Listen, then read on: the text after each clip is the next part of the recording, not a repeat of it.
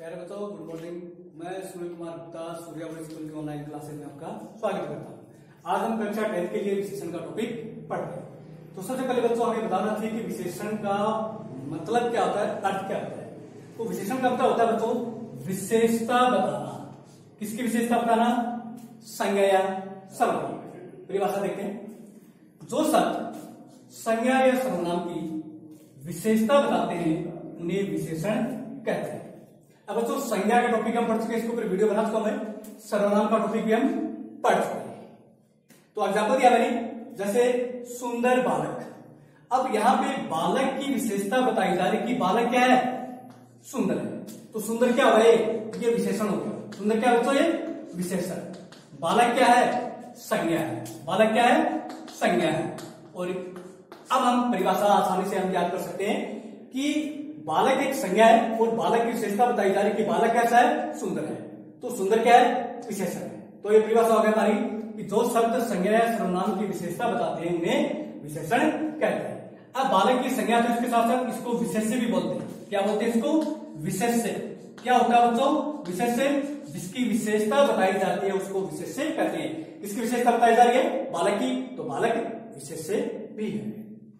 अब बच्चों विशेषण के भेद पढ़ते हैं। अब अलग अलग बुकों में बच्चों आपको अलग अलग भेद देखने को मिलेंगे। कुछ बुकों में इसके 4 भेद हैं, किसी में 5 हैं, किसी में 6 हैं। लेकिन प्रमुख रूप से जो होते हैं वो विशेषण के 5 भेद होते हैं। कौन से होते वो? नंबर 1 गुणवाचक विशेषण, नंबर 2 संख्यावाचक विशेषण, नंबर 3 परिमाणवाचक विशेषण, नंबर 4 संकेतवाचक विशेषण और नंबर 5 व्यक्तिवाचक विशेषण है। अब सबसे पहले पढ़ते हैं गुणवाचक विशेषण। अब वाचक का मतलब होता है बच्चों बताने वाला। क्या होता है? बताने वाला। क्या बताने वाला? गुण बताने वाला। अब छोटी कक्षाओं में हम इस तरह से पढ़ते हैं कि गुण का बोध होता है उसे गुणवाचक विशेषण कहते हैं। लेकिन मैं यहाँ पे एक बात स्पष्ट करना चाहता हूँ, सिर्फ गुणवाचक में गुण का ही बोध नहीं होता है। देखो कि जिस शब्द से किसी संज्ञा या सर्वनाम के गुण दोष, क्योंकि गुण अच्छे भी होते हैं और बुरे भी होते हैं, गुण दोष रूप रंग आकार दशा आदि का बोध होता है उसे गुणवाचक विशेषण कहते हैं। जैसे ईमानदार बालक, ये गुण हो गया। बेईमान व्यक्ति, ये दोष हो गया, हालांकि ये गुणता ही की। सुंदर दृश्य, काला कागज, ये हो गया। तो इस गुणवाचक विशेषण में गुण दोष रूप रंग आकार दशा आदि का बोध होता है उसे गुणवाचक विशेषण कहते हैं। अब बच्चों हम इतने सारे तो ये तो याद नहीं कर सकते कि गुण तो बहुत होते हैं, रूप रंग आकार के बहुत से होते हैं। तो इन सबको याद रखना थोड़ी कठिनाई भरा काम है। तो मैं आपको एक सिंपल सा तरीका बताता हूं। देखिए, कैसा, कैसी, कैसे, कैसे मुफ्त में आ गया और कैसे स्त्रीलिंग में आ गया। इनसे आपको क्या करना है? जैसे मैं यहां पे काव्य लेता हूं, कैसा बालक, तो आंसर क्या आ गया? ईमानदार। तो ये गुणवाचक विशेषण हो गया। कैसा व्यक्ति, बेईमान व्यक्ति, तो ये गुणवाचक विशेषण हो गया। कैसा दृश्य, सुंदर दृश्य, तो ये गुणवाचक विशेषण हो गया। कैसा कागज, काला कागज, मोटी पुस्तक, कैसी पुस्तक, स्त्रीलिंग आ गया। तो इस तरह से ये सभी गुणवाचक है। तो ये तरीका आपको याद रख लेना है। तो जो आंसर आएगा वो गुणवाचक विशेषण होता है। नंबर 2 बच्चों संख्यावाचक विशेषण। परिभाषा बच्चों इनको रखने की जरूरत नहीं है, जैसा कुछ लिखा हुआ है वैसे इसकी परिभाषा भी होगी। संख्यावाचक विशेषण, इसमें संख्या का बोध होगा। किसका बोध होगा बच्चों? संख्या का बोध होगा किसी संज्ञा या सर्वनाम। परिभाषा कहते हैं जिस शब्द से किसी संज्ञा या सर्वनाम की संख्या का बोध होता है उसे संख्यावाचक विशेषण कहते हैं। जैसे 5 आदमी, कुछ आदमी। अब 5 आदमी, यहां पे आदमियों की जो संख्या है वो निर्धारित है 5। आप आसानी से समझ जाओगे कि 5 आदमी 5 दे रखा है। तो इसका मतलब ये निश्चित संख्यावाचक विशेषण होगा, क्योंकि संख्यावाचक विशेषण के 2 वर्ग होते हैं, निश्चित संख्यावाचक विशेषण और अनिश्चित संख्यावाचक विशेषण।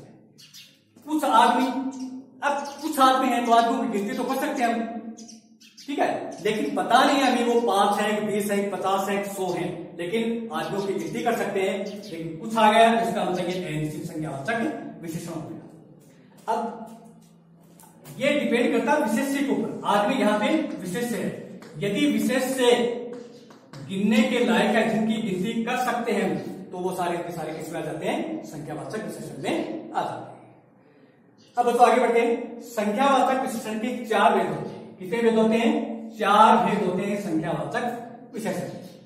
नंबर 1 गणनावाचक, नंबर 2 क्रमवाचक, नंबर 3 आवर्तीवाचक और नंबर 4 समुदायवाचक। गणनावाचक में संख्या आपको गिनती के रूप में मिलेगी, जैसे 1 2 3। क्रमवाचक में आपको संख्या मिलेगी सीक्वेंस के रूप में, जैसे पहला दूसरा तीसरा। जैसे स्कूल लाइफ में जब हम पढ़ते थे तो रिजल्ट बनाते थे, इस तरह से आता था मेरी क्लास में पहला नंबर आया है, दूसरा नंबर, इस तरह से। आवर्तीवाचक में आपको जो संख्या मिलेगी वो गुणा के रूप में मिलेगी, जैसे 2 गुना 3 गुना 100 गुना, इस तरह से। समुदायवाचक, इसको समूहवाचक भी बोलते हैं। इसमें समूह का बोध होता है, जैसे कि एक कक्षा में मान लीजिए 2 बच्चे खड़े हैं और उनको मैं बोलता हूँ दोनों बच्चों बैठो, तो दोनों 3 500, इस तरह से ये समूह के रूप में आपको संख्या मिलेगी। आगे बढ़ता है तो परिमाणवाचक। परिमाण का मतलब होता है तो मात्रा या नाप तो। परिभाषा सुनो, जिस शब्द से किसी संज्ञा या सर्वनाम के परिमाण का बोध होता है उसे परिमाणवाचक विशेषण कहते हैं। अब परिमाणवाचक विशेषण के 2 भेद होते हैं बच्चों, निश्चित परिमाणवाचक विशेषण और अनिश्चित परिमाणवाचक विशेषण। जैसे 2 मीटर कपड़ा, तो यहाँ पे कपड़े की जो मात्रा है वो 2 मीटर। एग्जाम्पल देख के आप समझाएंगे कि निश्चित दे रखा है 2 मीटर कपड़ा। दुकान वाले के पास जाते हैं 2 मीटर कपड़ा दो, यानी कपड़े की मात्रा है, आपने निर्धारित बताई कि 2 मीटर देना, तो 2 मीटर ही देगा, तो ये तो निश्चित परिमाणवाचक में हो गया। अब दूध वाले के पास जाते हो, बोलते हो थोड़ा दूध, तो कितना दोगे, कितना देगा? तो थोड़ा जो शब्द है वो निश्चित नहीं है, अनिश्चित परिमाणवाचक विशेषण में आता है। अब संख्यावाचक विशेषण और परिमाणवाचक विशेषण में क्या अंतर है ये देखना है।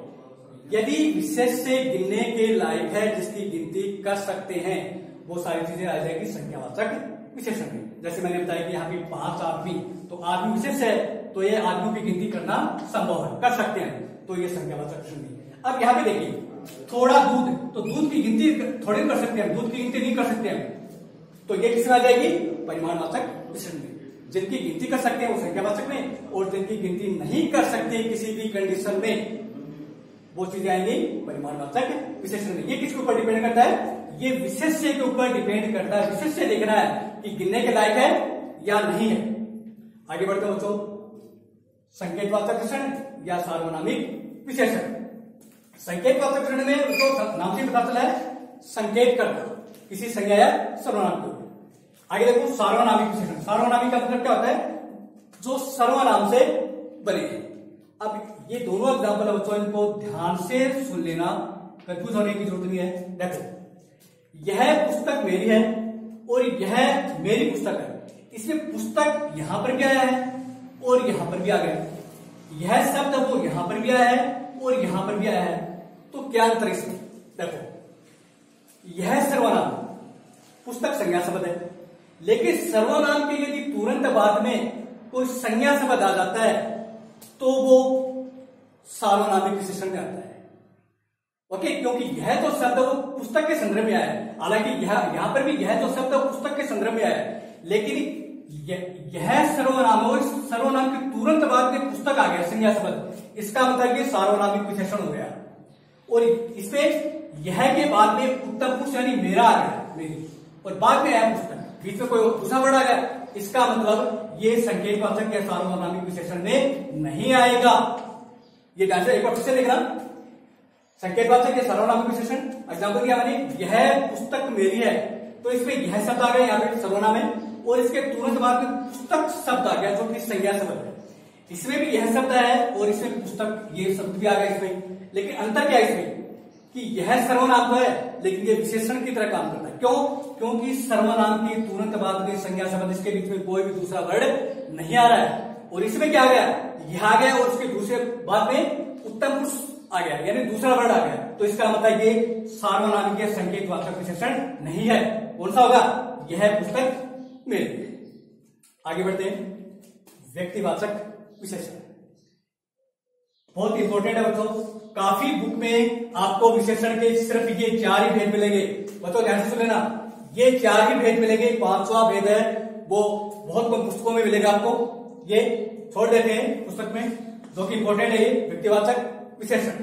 तो याद करने के लिए मैं बता रहा हूं आपको, जो संज्ञा शब्द से बनते हैं, इतना याद कर लेना, संज्ञा शब्द से बनते हैं, वो होता है व्यक्तिवाचक विशेषण। यानी जो शब्द या जो विशेषण व्यक्तिवाचक संज्ञाओं से बनते हैं और अन्य किसी संज्ञा की विशेषता बताते हैं, उसे व्यक्तिवाचक विशेषण कहते हैं। जैसे एग्जाम्पल दिया मैंने, भारतीय लोग, तो भारत से बन गया भारतीय, प्रत्यय लगा दिया मैंने, तो भारत क्या है, संज्ञा शब्द है, और उसे बना दिया मैंने भारतीय लोग, लोग संज्ञा हो गया, तो ये हो गया व्यक्तिवाचक विशेषण। अब बच्चों एक भेद और बताता हूं आपको, भिन्नतावाचक विशेषण या विभागवाचक विशेषण। कई बुकों में ये एक पोर्शन और भी दे रखा है, छठा, लगभग आपको यही पढ़ने हैं 5, लेकिन कई बुक मैंने देखी उसमें एक भेद और भी दे रखा है, उसको बोलते हैं भिन्नतावाचक विशेषण या विभागवाचक। भिन्नतावाचक विशेषण में क्या होता है, जो विशेषण संज्ञा शब्दों की भिन्नता को प्रकट करते हैं उसे कहते हैं भिन्नतावाचक विशेषण या विभागवाचक विशेषण। इसको इसीलिए अलग नहीं करते हैं क्योंकि ये संख्यावाचक में आ जाता है ये वाला पोर्शन। जैसे मैं एग्जांपल दूं, इस घर के प्रत्येक व्यक्ति को निमंत्रण दो, तो प्रत्येक है वो संज्ञा शब्द की भिन्नता को प्रकट करते हैं। तो बच्चों आपका ये विशेषण का टॉपिक पूरा हो चुका है, कल हम पढ़ेंगे नेक्स्ट टॉपिक, तब तक धन्यवाद।